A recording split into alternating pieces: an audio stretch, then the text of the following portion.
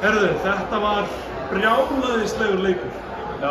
Þið voruð með forystuna kannski bara 4 mínútur leiksins, þetta var samt alltaf naumt, þetta var ótrúlegt. Hvað er fyrsta tilfinning þegar maður klárar svona leik? Bara óaðfinnilega, þetta var bara ótrúlegt.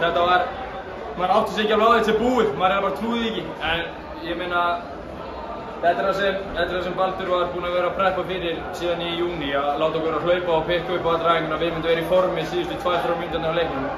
Og ég vil halda það skila einhverju fyrir okkur í dag, að við vorum bara í drullu góðu standi. Ekki segja að stólinn sé það ekki, en síðan dettur þetta bara einu megin að við hittum okkur skotum, þeir klikku skotum og ég meina, bara tilfinningin, hún getur ekki verið betri, sko. Jesus. Það var tvísýndan eftir leik 4, hvort að Shaq yrði með eða ekki. Hvernig voru það undirbúa leikinn án hans og með honum, hvernig var hópurinn? Já, við í rauninni vissum ekkert hvort að Shaq yrði með fyrir en bara rauninni í morgun, sko.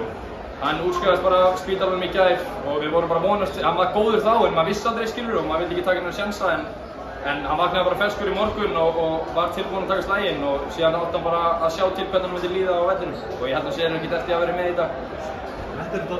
Þú ert mögulega sá fyrsti í sögunni með systurni til þess að systkini af sitt kynnu finna til sama ári. Já. Hvernig fannst þér að hún fær í stjörnutreyju fyrir þig? Bara, það kemur ekkert orð. Lovísa hefur stutt í baki á mér og ég við henni bara síðan við fættumst, sko. Og hún er tilbúin að gera aftur um mig og ég er tilbúin að gera aftur um hana og ég var svo ógeðslega glaður fyrir hennar hendi að ná að landa þessu sigri. Þetta var ógeðslega erfitt tímabil hjá henni og hún er búin að ganga gegnum ógeðslega margt og hún átti þessu ógeðslega skilning.